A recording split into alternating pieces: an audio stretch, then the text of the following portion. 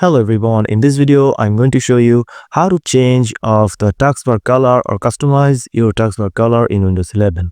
So first of all, you just need to open your start menu, then go to settings option, and after coming to the settings you need to go to the personalization option, click on personalization, and here you need to choose colors option, and after that you can select choose your mode from here, and you need to select custom here, and after that you have to select dark here.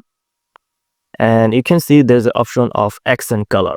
Now you just need to go down and select this show accent color start and taskbar.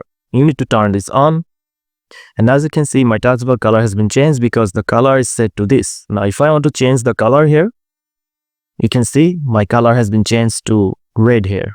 So this is how you can change the color of your taskbar and also the start menu, as you can see. So that's it guys, this is the video that I want to share with you. If you found this video helpful, please subscribe and thank you for watching.